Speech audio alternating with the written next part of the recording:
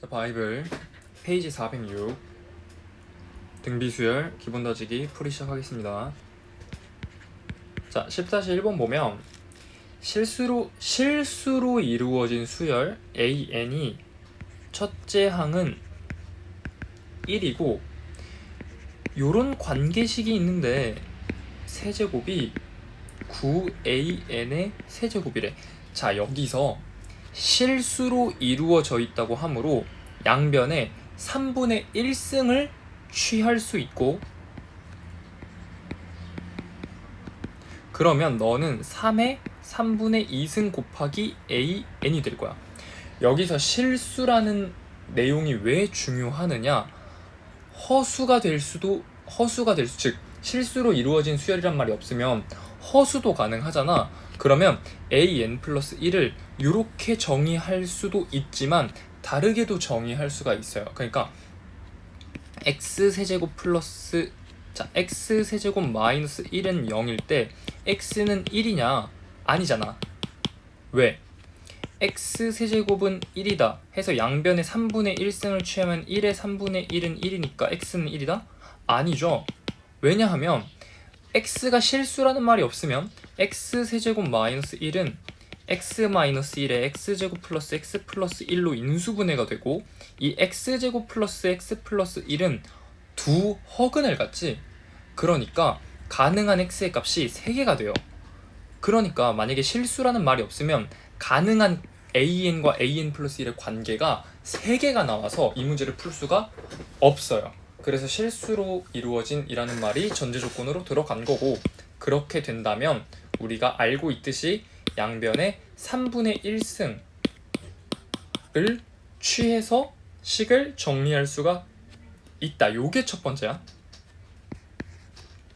이렇게 식을 정리하는 행위. 자, 그럼 두 번째 포인트는 뭐냐? 자, 이렇게 식을 정리했으면 바로 AN은 첫째 항이 1이고 공비가 3의 3분의 2승인 등비수열이구나 해서 일반항을 이렇게 바로 찾을 수가 있다. 혹은 일반항 안 찾고 첫째 항과 공비로 표현하면 되죠. 물어보는 것에 따라서. 근데 물어보는 것이 A의 10승임, A의 10의 값이므로 A의 10은 첫째 항과 공비로 표현해서 첫째 항은 1이고 공비는 3의 3분의 2승인데 요게 9개 있는 것이므로 답은 3의 6승이 된다. 됐지? 자, 이 문제 포인트는 2개야. 이 첫 번째 포인트 요 개념을 뭐라고 부르냐면 등비수열의 귀납적 정의라고 부릅니다. 됐지? 그리고 요렇게 식을 한 가지 관계식으로 정리할 수 있다. 왜? 조건에 실수로 이루어져 있다는 말이 있으므로. 됐죠? 자, 10-2번 보면 자, 1, x1, x2, x3, x4, 4 이 순서대로 등비수열을 이룬대. 자, 이것도 앞에서 9번, 그러니까 등차수열 기본다지기에서 봤던 형태지. 근데 여기서 물어본 건 x1, x2, x3, x4를 다 곱한 게 몇이냐? 라고 물어봤어. 여기서 등비수열의 큰 범위에서 중간항에 관한 걸 물어봤지? 그러면 이 문제의 첫 번째 포인트는 뭐냐면 등비중항이 되는 거야. 등비중항. 따라서 등비중항을 이렇게 활용할 수 있지. 무조건 등비중항이라고 해서 A, B, C가 등비수열을 이룰 때 B제곱은 AC다 이렇게만 이용할 수 있는 게 아니라 이런 식으로 중간항이 없고 짝수로 개수가 이루어져 있을 때 x2 곱하기 x3는 x1 곱하기 x4이고 이건 4 곱하기 1이다. 이렇게 이용할 수 있지. 그러니까 너랑 너는 4니까 너 곱하기 너는 4의 제곱이어서 16이다. 됐죠? 이 문제의 첫 번째 포인트는 등비중항을 이렇게 활용하자가 첫 번째 포인트예요. 그리고 이 문제는 포인트가 하나밖에 없죠. 넘어가서 자, 10-3번 보면 자, 얘도 위의 문제랑 형태가 비슷하지? A3, A4, A5 2래. 그러니까 중항 성질을 이용해서 A3 곱하기 A5는 중간항의 제곱이므로 식을 이렇게 정리할 수 있고, 마찬가지로 오른쪽 조건도 바로 보자마자 이렇게 정리할 수 있다. 그랬을 때 A1부터 시작해서 A12까지의 곱을 구하라. A12까지의 곱. 이건 조금 빡세죠. 그러니까 바로 이 문제 첫 번째 포인트는 당연히 이렇게 등비중항을 활용해서 식을 정리하는 게 첫 번째 포인트고, 두 번째 포인트는 뭐냐면, 자, 등비수열도 등차 수열과 마찬가지로 첫째 항과 공비로 모든 항을 표현할 수 있다가 핵심입니다. 자, 그럼 어떻게 되느냐? 자, A4는 첫째 항을 A라고 할게요. AR의 세제곱이지? 근데 이거 전체를 세제곱했으므로 A 세제곱 R의 구승, 요게 2다. 두 번째, A9는 이렇게 표현할 수 있고 24이므로 이렇게 됐다. 따라서 이 두 가지를 서로 나누면, 자, 문자 두 개, 식 두 개니까 무조건 찾을 수 있고, 얘네 둘을 서로 나누어야겠죠? 나누면 R의 15승, 이게 2가 된다. 그지? 24 빼기 9니까. 따라서 이거를 R은 2의 15분의 1승 이렇게 표현한다? 는 아니겠죠. 요건 아니고 그냥 요렇게 두고 생각하셔야 돼. 그리고 이걸 이용해서 A1도 구할 수 있는데 A1을 구하기엔 조금 복잡해지지? 그러니까 좀 대기 기다려보자. 문제 물어보는 것부터 해석해보자. 자, 이렇게 구하는 것까지가 두 번째 포인트고, 세 번째 포인트는 뭐냐면 A1을 구하지 않은 상태에서 바로 물어보는 것 또한 첫째 항과 공비로 표현해보자야. 그렇게 되면 A가 첫째 항이 12개 곱해져 있는 거므로 A 12승이고, 공비는 A1은 공비가 없고 A2부터 공비가 하나씩 지수가 늘어나므로 R의 1 더하기 2 더하기 11까지야. 12니까 12다 아니야. 왜? A12는 AR의 11이니까 11까지예요. 12가 아니라. 그치? 따라서 1부터 11까지 다 더하면 그냥 66이죠. 이 상태에서 봐봐. 우리가 알고 있는 조건을 어떻게든 연결시켜서 간단하게 구하자가 이 문제의 베스트 솔루션이야. 물론 그냥 여기서 R은 2의 15분의 1승이고 이걸 이용해서 뭐 A3는 몇 분의 몇 승 해서 이거 계산해도 돼요. 근데 조금 또 베스트 솔루션으로 풀려면 이렇게 해보는 게 좋을 것 같은데, 네 번째, 이거는 스킬적인 부분이니까 꼭 이렇게 안 풀어도 되지만 이렇게 풀면 좋다. 즉 A의 12승을 만들어주는 게 핵심이죠. 왜? R은 이미 그 자체로 독립적인 조건이 나와 있어. 근데 A는 내가 못 구했잖아. 그러니까 이 식을 양변을 4제곱해서 A12, R36은 2의 4승이다. 즉 16이다. 요걸 이용할 거야. 그러면 우리는 A12, R66승은 A12, R36승 곱하기 R의 30승이다. 이렇게 표현할 수 있지. 왜 이렇게 표현하느냐? 내가 이걸 이용하려고. 됐어? 왜 이렇게 해야 돼요? 다르게 하면 안 돼요? 라고 물어보는 게 안 돼? 왜? 이렇게 표현해야만 이 조건을 활용할 수 있으니까. 그러니까 문제 질문에 앞뒤 관계가 달라요. 나는 이렇게 풀고 싶어서 이 조건을 활용하고 싶어서 이렇게 바꾼 거야. 이렇게 바꾸기 위해서 이 조건을 쓰는 게 아니라. 됐지? 따라서 얘는 내가 16이란 걸 알고 R의 30승은 얘를 이용할 수 있죠. 즉 2의 2승이지, 즉 4죠. 그러니까 답은 64가 된다. 됐지? 물론 이 문제 이 풀이 방법이 어려우면 그냥 R은 2의 15분의 1승이고 그러니까 A 3승 곱하기 2의 15분의 9승이 2니까 A3은 2의 15분의 6이고 따라서 양변을 3승으로 나누면 A는 2의 15분의 2다. 이거 해서 여기다가 곱하기 12 해주고, 그러니까 곱하기 12가 아니라 여기다가 12승 해주고 여기다가 66승 해줘서 구해도 됩니다. 자, 넘어가고. 자, 10-4번 보면 등차 수열이 그냥 있고 AN이라는 등차 수열이 있고 등비 수열 BN이 있는데 얘는 첫째 항이 마이너스 2이고 공비가 R이래. 그러니까 바로 일반항을 이렇게 찾을 수 있지.